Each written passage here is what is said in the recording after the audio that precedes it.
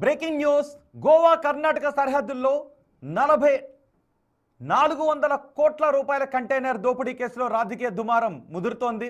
చర్లకొండ మార్గంలో నగదుతో వెళ్తున్న కంటైనర్ను దొంగలు దారి మళ్లించిన ఘటన దేశవ్యాప్తంగా సంచలనం సృష్టిస్తోంది.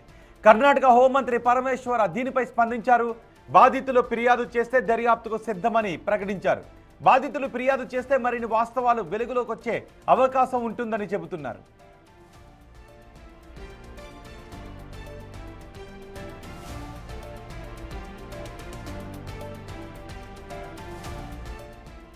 ఈ భారీ స్థాయిలో నగదు రాబోయే అసెంబ్లీ ఎన్నికల్లో పంచిపెట్టడానికి కాంగ్రెస్ తరలిస్తోందని బీజేపీ ఆరోపిస్తుంటే కర్ణాటక మంత్రులు సతీష్ జార్కిహోలీ, ప్రియాంక్ ఖర్గే తీవ్రంగా ఖండిస్తున్నారు.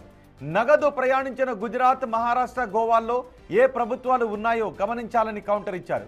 ప్రస్తుతం నాసిక్లో కేసు నమోదైంది. పోలీసులు 4 నిందితులను అదుపులోకి తీసుకుని విచారిస్తున్నారు.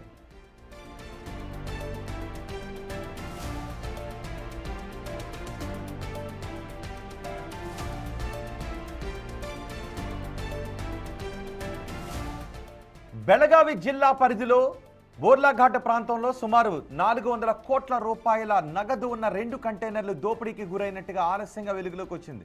ఈ వ్యవహారంలో అసలు ఈ నగదు ఎవరిది అనే విషయంపై ఇంకా ఎటువంటి స్పష్టత రాలేదు.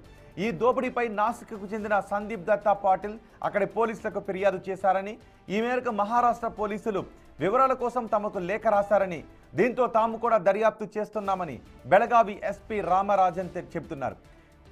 ఈ దోపిడీ గత ఏడాది అక్టోబర్ 16న జరిగినట్లుగా బాధితుడు చెబుతున్నాడు.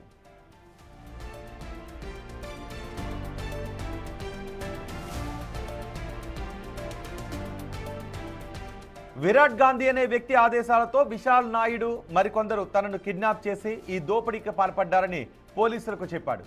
నాసిక్లో ఈ భారీ చోరీపై కేసు నమోదైంది. ఈ నెల 6వ తారీఖున నాసిక్ ఎస్పీ నుంచి ఒక లేఖ రావడంతో భారీ నగదు దోపిడీ అంశం వెలుగులోకి వచ్చింది. ఈ కేసులో సమగ్ర దర్యాప్తు కోసం ప్రత్యేక బృందాన్ని నాసిక్కు పంపించామంటున్నారు పోలీసు అధికారులు. అదే దర్యాప్తు చేస్తున్న మహారాష్ట్ర సిట్ బృందం తమ పోలీసులకు సరైన వివరాలు ఇవ్వడం లేదని, అలాగే భారీ ఎత్తున నగదు కంటైనర్లలో ఎక్కడి నుంచి ఎక్కడికి తీసుకువెళ్తున్నారు అనే విషయంలోనూ స్పష్టత లేదు అంటున్నారు. దోపిడీ జరిగినట్లుగా చెబుతున్న ప్రాంతం గోవా, మహారాష్ట్ర, కర్ణాటకకు సరిహద్దుగా ఉంది. 3 రాష్ట్రాల పోలీసులు సంయుక్తంగా తనిఖీలు చేయాల్సి ఉంది అని ఎస్పీ రామరాజన్ అంటున్నారు.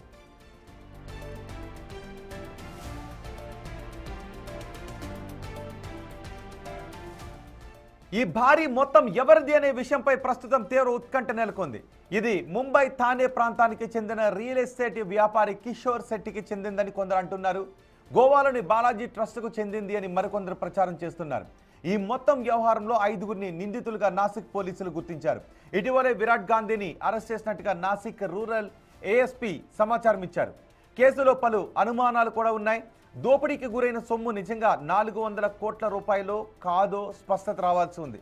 కానీ దోపిడీ బెళగావి జిల్లా పరిధిలో జరిగినట్టుగా నిర్ధారణ అయితే ఎఫ్ఐఆర్ నమోదు చేసి దర్యాప్తు చేస్తామంటున్నారు మహారాష్ట్ర పోలీసులకు సహకరించడానికి తాము సిద్ధంగా ఉన్నాము అని ఇటు బెళగావి ఎస్పీ చెబుతున్నారు. ఆ నగదు రద్దయిన 2000 నోట్లుగా ప్రచారం జరుగుతోంది.